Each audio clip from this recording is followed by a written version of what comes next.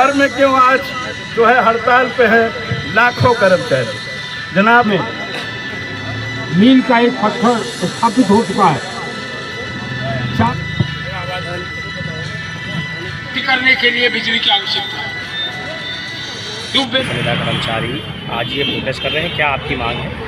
देखिए, बिजली कर्मचारी आज केवल उत्तर प्रदेश में ही नहीं, सारे देश के लाखों बिजली कर्मचारी आज सड़कों पर निकले और बिजली कर्मचारियों की मुख्य मांग यही है कि इलेक्ट्रिसिटी अमेंडमेंट बिल और नेशनल इलेक्ट्रिसिटी पॉलिसी जो निजीकरण का दस्तावेज है उसे वापस लिया जाए। और सारे देश के बिजली कर्मचारी अब यह मांग कर रहे हैं, केवल उत्तर प्रदेश के नहीं, कि पूर्वांचल विद्युत वितरण निगम और दक्षिणांचल विद्युत वितरण निगम के निजीकरण का जो फैसला है उसको रद्द किया जाए। बिजली कर्मियों की यह भी मांग है कि जो आउटसोर्स एम्प्लॉई हैं, संविदा कर्मचारी हैं, उनकी छटनी बंद की जाए, उनको नियमित किया जाए, उनको रेगुलर किया जाए और पावर सेक्टर के कर्मचारियों के लिए पुरानी पेंशन बहाल की जाए। यह मोटी मोटी मांगे हैं जिनको लेकर आज पूरे देश में 27 लाख बिजली कर्मचारी और इंजीनियर सड़कों पर उतर आए हैं।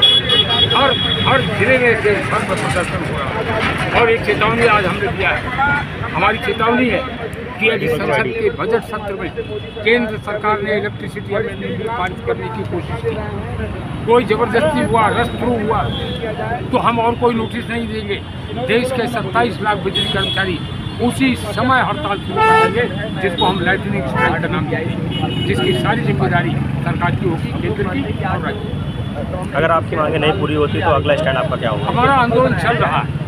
उत्तर प्रदेश में आज 442 दिन हो गए हमने निजीकरण की प्रक्रिया को रोक रखा है और यह तब तक आंदोलन चलेगा जब तक निजीकरण वापस नहीं होता और बिजली कर्मचारियों पर की गई उत्पीड़न की कार्रवाइयाँ समाप्त नहीं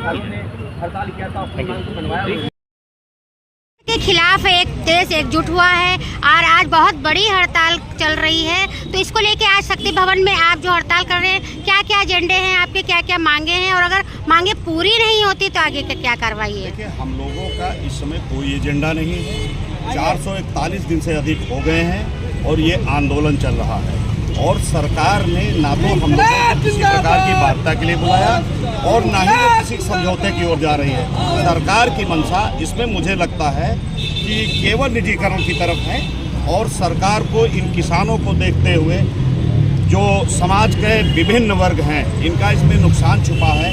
अगर ये सारे लोग इनके विरोध में आंदोलन कर रहे हैं तो निजीकरण पर सरकार क्यों अड़ी है? अगर निजीकरण का कोई फ़ायदा उनको लगता है तो हम लोगों से बैठकर बात करना चाहिए।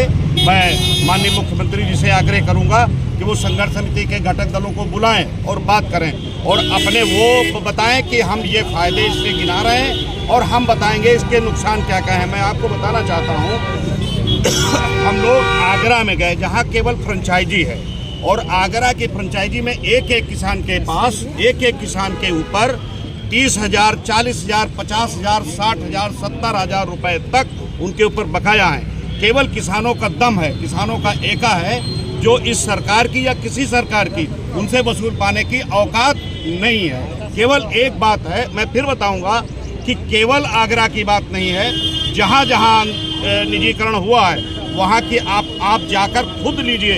इन्होंने चंडीगढ़ को किया, यहाँ कह रहे हैं घाटा है।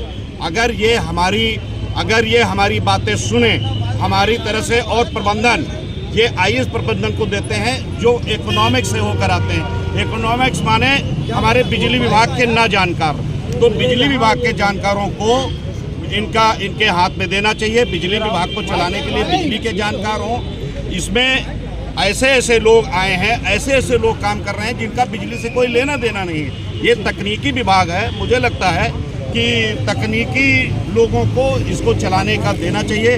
अभी चंडीगढ़ के लोग घाटे के नाम पर दे रहे हैं, तो वहाँ चंडीगढ़ में इन्होंने जो फायदे में चल रहा था उसको क्यों दिया? ये अमित शाह को आकर या जो इसका जिम्मेवार अपने आप को समझता हो उसको आकर सामने बताना चाहिए कि हमने इस बात के लिए इसको दिया है। चंडीगढ़ में अगर फायदा था तो उसको निजीकरण का क्यों निर्णय लिया सरकार ने? सरकार के निर्णय निजीकरण के हैं।